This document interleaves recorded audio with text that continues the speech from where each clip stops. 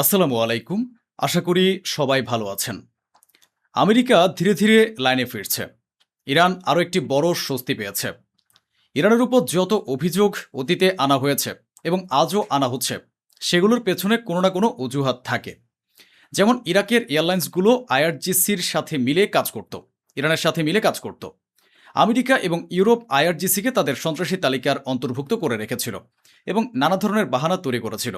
এই অজুহাত দেখিয়েই আমেরিকা ইরাকের যেসব এয়ারলাইন্স ও বিমান কোম্পানি ইরানের আইআরজিসির সাথে কাজ করত, সেগুলোর উপর নিষেধাজ্ঞা আরোপ করেছিল। আজ আমেরিকা সে নিষেধাজ্ঞা তুলে নিয়েছে, অর্থাৎ নিজের কথা নিজেই গিলে ফেলেছে আমেরিকা। বিষয়টি হয়তো আপনারা সহজে বুঝতে পারছেন না, তবে এটি ইরানের একটি বিশাল বিজয়। বিষয়টি একদম পরিষ্কার। সারা বিশ্বের মানুষ এখন জেনে গেছে যে আমেরিকার অস্ত্রভাণ্ডার ফুরিয়ে এসেছে। এমনকি সিএনএন গতকাল যা বলেছে, রেফারেন্সের জন্য এই স্ক্রিনশটটি দেখে নিন। সিএনএন তাদের ব্রেকিং নিউজে বিষয়টি জানিয়েছে এবং ব্যাখ্যাও করেছিল। তাদের কাছেও প্রমাণ ও রিপোর্ট ছিল। তারা এক্সক্লুসিভ স্টোরি করে জানিয়েছে যে আমেরিকার অস্ত্র ফুরিয়ে আসছে, ডিফেন্স সিস্টেম শেষ হয়ে যাচ্ছে। এতে ডোনাল্ড ট্রাম্প প্রশাসন এতটাই ক্ষিপ্ত ও ব্যতিব্যস্ত হয়ে পড়েছে যে তারা সিএনএনের সেই রিপোর্ট শেয়ার করে বলেছে সিএনএন শত্রুর মতো আচরণ করছে এবং মিথ্যা চলাচ্ছে। সম্মানিত উপস্থিতি, দেখুন, মোহাম্মদ বিন সালমান যেমনই হন না কেন, শেষমেশ তো ভয়ের চোটে তার অবস্থাও খারাপ। যাই হোক, আল্লাহ হেদায়েত দিন।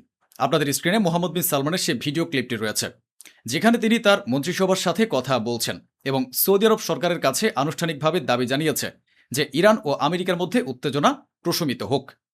এটাও ধ্রুব সত্য যে যদি এ যুদ্ধে সৌদি আরবের ক্ষতি না হতো, তবে মোহাম্মদ বিন সালমান কখনোই বলতেন না যে ইরান ও আমেরিকার যুদ্ধ বন্ধ হওয়া উচিত। যখনই ইরান হামলা করে তখন আরব দেশগুলোর উপর মারাত্মক ক্ষতি হয়। আর ঠিক এই কারণে বিন সালমান সাহেব বর্তমানে সঠিক কথাই বলছেন। ডোনাল্ড ট্রাম্পের কথাগুলোর উপর আমি নিশ্চিতভাবে বলতে পারি যে আমার দর্শকরা নিশ্চয়ই তাকে বিশ্বাস করবেন না, একদমই বিশ্বাস করেন না। এবার শুনুন সে কি বলেছে। তার সাম্প্রতিক বয়ানে সে বলেছে যে হরমুজ প্রণালী অর্ধেক খোলা আছে। অর্ধেক খোলা আছে এর মানে কি? অর্ধেক ওমানের, অর্ধেক ইরানের। তাহলে ভাই, তোমরা কোন অংশটি নিয়ন্ত্রণ করছো? এরপর সে আবার হুমকি দেয় যে যদি হরমুজ প্রণালী পুরোপুরি খোলা না হয় এবং ইরান আমাদের সাথে চুক্তি না করে, তবে ইরান ভালো করে জানে যে আমরা কি করব। সিএনএনের উপর তো তারা ক্ষিপ্ত হয়েই আছে। আর ভাই, তোমাদের ঘরের ভেতরে কি চলছে সেদিকেও তো একটু তাকাও। আমেরিকার ডিফেন্স মিনিস্টার তার মন্ত্রিসভাকে বলেছেন যে ডিফেন্স বাজেট বাড়ানো উচিত। আর ভাই, তোমাদের ডিফেন্স বাজেট কেন বাড়ানো উচিত? যদি অস্ত্রের কোনো ঘাটতি নাই হয়ে থাকে, তবে তোমাদের এই ডিফেন্স মিনিস্টার কেন বলছেন যে ডিফেন্স বাজেট বাড়াতে হবে? বিষয়টি একদম পরিষ্কার যে তোমাদের অস্ত্রের ঘাটতি দেখা দিচ্ছে। এই মুহূর্তে শয়তান তার পুরো শক্তিতে শয়তানি করতে পারছে না, কারণ শয়তানের হাত ছোট হয়ে গেছে, তার দীর্ঘ পাল্লার অস্ত্র ফুরিয়ে গেছে। আশা করি আপনারা বিষয়টি বুঝতে পারছেন। এমনকি শুরু থেকে ইরান তার প্রতিটি অবস্থানে অটল রয়েছে। যেমন ইরান বলেছে যে আমরা ওমানের সাথে কোনো চুক্তি করলেও হরমুজ প্রণালী খুলব না। হরমুজ প্রণালী তখনই খুলবে যখন আমেরিকা ঘোষণা করবে এবং স্বীকার করবে যে হরমুজ প্রণালী ইরানের। আমেরিকা ইরানের উপর হামলা বন্ধ করবে এবং চুক্তিতে দেওয়া ওয়াদাগুলো রক্ষা করবে। তাহলে কার অবস্থান শক্তিশালী, ইরানের নাকি আমেরিকার? আপনারা তো নিজে বুঝতে পারছেন। এই সমস্ত বিষয়ের মধ্যে সবচেয়ে বড় খবর হলো ইরানের পররাষ্ট্রমন্ত্রী আব্বাস আরাকচি পাকিস্তানের উদ্দেশ্যে রওনা হয়েছেন। মার্কিন কর্মকর্তারাও নিশ্চিত করেছেন যে যদি কোনো চুক্তি হওয়ার হয় তবে হবে, নতুবা সামনের পরিস্থিতি কি হবে তা আমরা জানি না। যুদ্ধের শুরু থেকে আমি যা বুঝে আসছি তা হলো ইরানকে যতটা সহজ বা দুর্বল ভাবা হচ্ছে, ইরান ততটা দুর্বল নয়। বরং ইরানের অস্ত্র দেখে এখন অনেকেরই ডায়রিয়া হওয়ার উপক্রম হয়েছে। ইরানের ক্ষেপণাস্ত্রের একটি টুকরো বিশ্লেষণ করে দেখা গেছে যে এর ভেতরে এত উন্নত যন্ত্রাংশ রয়েছে যে আমেরিকাও তা দেখে থমকে গেছে, অবাক হয়ে গেছে। সম্মানিত উপস্থিতি, সহজ ভাষায় বুঝিয়ে বললে এই ক্ষেপণাস্ত্রটির ভেতরে গাইডেন্স সিস্টেম লাগানো রয়েছে, অর্থাৎ এই ক্ষেপণাস্ত্রটি ঠিক সেখানে গিয়ে পড়বে যেখানে টার্গেট বা লক্ষ্য নির্ধারণ করা হয়েছে। এখন সবচেয়ে অবাক করার বিষয়টি হলো এর ভেতরে সেই ডিভাইসটিও পাওয়া গেছে। এমন সিস্টেমও রয়েছে যে শেষ মুহূর্তে ধরে নিন যদি ইসলামাবাদে কোনো মিসাইল পড়ার কথা থাকে, তবে পড়ার ঠিক আগে যদি ইরান চায় তবে ইসলামাবাদের পরিবর্তে পাকিস্তানের অন্য কোনো এলাকায় শেষ মুহূর্তে মিসাইলটির গতিপথ ঘুরিয়ে দিতে পারে।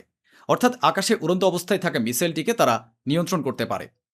দ্বিতীয়ত, ইরানের এই মিসাইলটির মধ্যে এমন সব উন্নত যন্ত্রাংশ লাগানো রয়েছে যে এটিকে আটকানো অত্যন্ত কঠিন, কারণ এটি চলাকালীন সময়ে তার পথ পরিবর্তন করে ফেলতে পারে এবং এটি অত্যন্ত আধুনিক।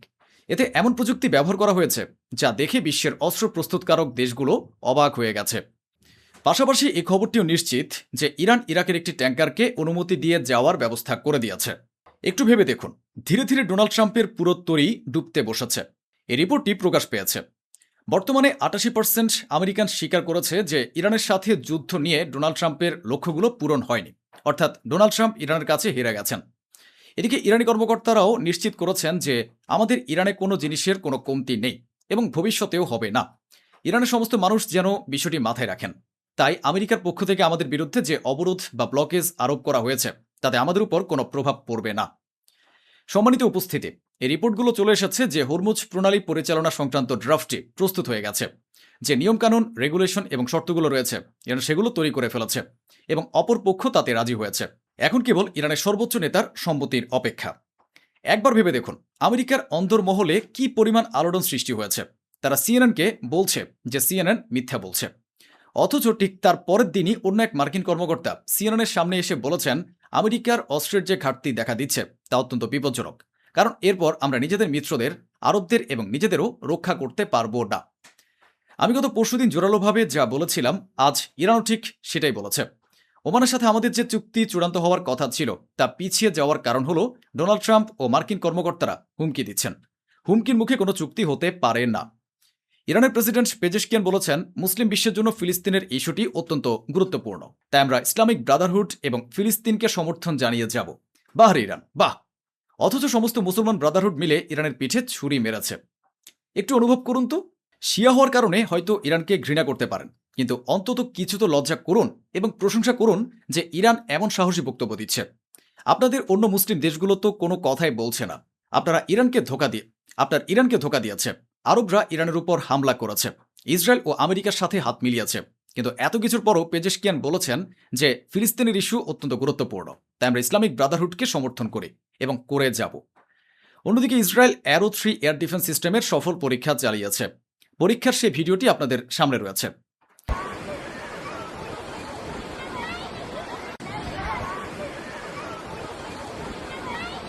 ইরানি কর্মকর্তারা আমেরিকাকে সতর্ক করে বলেছেন, আমরা তোমাকে সতর্ক করছি, আমাদের এলাকা থেকে চলে যাও এবং আমাদের এলাকায় অন্য দেশগুলোর যেসব সেনা ও এজেন্টদের বসিয়ে রেখেছ তাদেরও সরিয়ে নাও।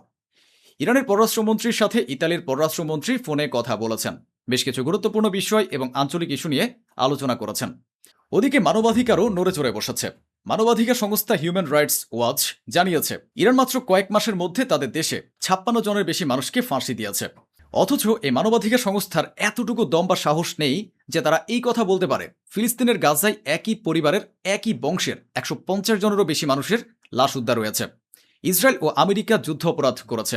মিনাব শহরে যেসব মেয়ে ও স্কুলের ছোট ছোট কন্যা শিশুদের হত্যা করা হয়েছে তার বিরুদ্ধে এই সমস্ত মানবাধিকার সংস্থার মুখ শূকরের মতো বন্ধ থাকে। হুতিরা ঘোষণা করেছে যে আমরা সৌদি আরবের আরেকটি ট্যাঙ্কারে হামলা চালিয়েছি, যা ইয়েমেনের খুব কাছাকাছি ছিল। হুতিরা আরও নিশ্চিত করেছে যে আমরা সৌদি আরবের 8টি জাহাজকে ঘুরিয়ে দিয়েছি। ওদিকে আসিম মুনির এবং শাহবাজ শরীফ এখন সৌদি আরবের সফরের প্রস্তুতি নিচ্ছেন। সম্মানিত উপস্থিতি, ইসরায়েল জানিয়েছে যে একটি বিল্ডিংয়ের ভেতরে আইইডি বিস্ফোরণে তাদের 2 ইসরায়েলি সেনা নিহত হয়েছে এবং অনেকে আহত হয়েছে। এরপর ইসরায়েল একটি নোটিশ জারি করে এবং পুরো লেবানন এলাকাটি খালি করার নির্দেশ দেয় এবং তারপর ওই এলাকায় ভয়াবহ বোমাবর্ষণ করে।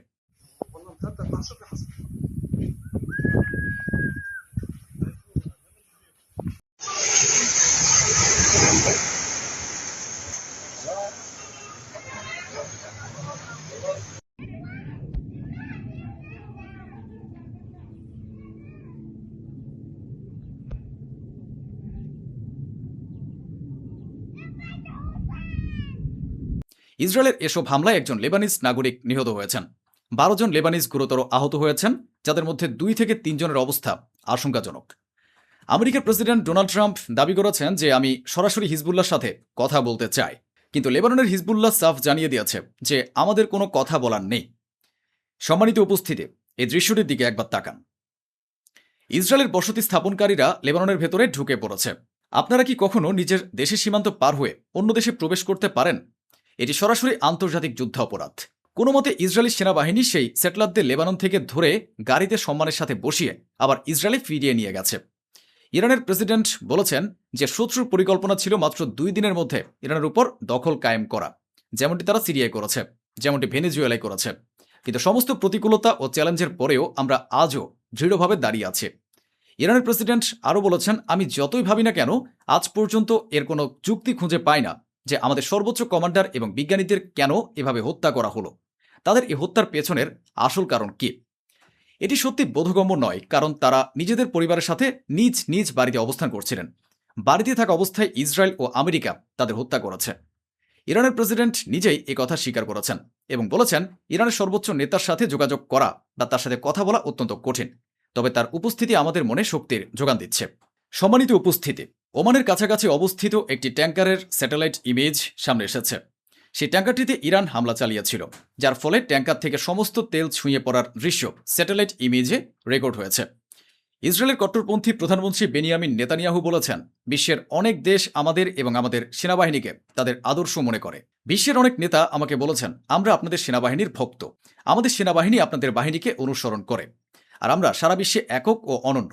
অর্থাৎ আমরা ইসরায়েলি ও আমাদের আইডিএফ এর সেনারা একা ইসলামপন্থী উগ্রবাদ ও কট্টতার বিরুদ্ধে লড়াই করছে এবং সারা পৃথিবীকে রক্ষা করছে। নেতানিয়াহু আরও বিশুদ্ধার করে বলেছেন যে আমরা ফিলিস্তিন রাষ্ট্র গঠিত হতে দেব না, কারণ তারা আমাদের বিরোধী এবং আমাদের ধ্বংস করতে চায়। আপনারা কতকাল আরবদের নিজেদের বাপ বা অভিভাবক মনে করবেন, ইসলামের পথ প্রদর্শক মনে করবেন? সৌদি আরবের ভেতরে জেরুজালেম ও ফিলিস্তিন ইস্যু নিয়ে একটি শীর্ষ সম্মেলন বা বৈঠক অনুষ্ঠিত হয়েছে। সে বৈঠকে সৌদি আরবের পররাষ্ট্রমন্ত্রী বলেছেন যে জেরুজালেমে ইহুদি, মুসলিম ও খ্রিস্টান এই তিন ধর্মেরই মানুষের আস্থা ও বিশ্বাস রয়েছে। সেখানে তাদের ধর্মের সাথে জড়িত পবিত্র স্থান ও জিনিসপত্র রয়েছে। সুতরাং তিন ধর্মের মানুষেরই ধর্মীয় বিশ্বাসের প্রতি সম্মান জানানো উচিত। এবার আমি আপনাদের ফিলিস্তিনের পশ্চিম তীরের এই দৃশ্যটি দেখাচ্ছি। দৃশ্যটিতে দেখা যাচ্ছে যে যারা সাংবাদিক, ইসরায়েলি সেনাবাহিনী তাদের উপর গ্রেনেড ও টিয়ার গ্যাসের শেল নিক্ষেপ করছে। অন্যদিকে ইসরায়েল অভিযোগ করেছে যে হামাস কাতার ছেড়ে তুরস্কে বসবাস করছে এবং তুরস্কে বসে অপারেশন পরিচালনা করছে। এর জবাবে তুর্কি পররাষ্ট্রমন্ত্রী যা বলেছেন তা ঠিক আমার মনের কথা। তুর্কি পররাষ্ট্রমন্ত্রী বলেছেন, হামাস তাদের সমস্ত ওয়াদা পূরণ করেছে, কিন্তু ইসরায়েল তার স্বভাব বদলাচ্ছে না। সে ফিলিস্তিনের উপর হামলা চালিয়ে যাচ্ছে, ফিলিস্তিনিদের হত্যা করছে, গাজাকে মাটির সাথে মিশিয়ে দিচ্ছে এবং গাজে গণহত্যা চালানোর জন্য তার কেবল একটি অজুহাত প্রয়োজন। তিনি আরও বলেন, ইসরায়েলের কোনো শান্তি প্রতিষ্ঠার নীতি নেই, আর যদি আঞ্চলিক দেশগুলো ইসরায়েলের বিরুদ্ধে এখনই কোনো পদক্ষেপ না নেয় তবে ইসরায়েল পুরো বিশ্বের জন্য একটি বিরাট হুমকি হয়ে দাঁড়াবে। তো বন্ধুরা, এই ছিল আজকের আয়োজন, যা স্বচ্ছভাবে আপনাদের সামনে তুলে ধরা হলো। আশা করি আমাদের এই প্রচেষ্টা আপনাদের ভালো লেগেছে। অসংখ্য ধন্যবাদ। সুস্থ থাকুন, ভালো থাকুন।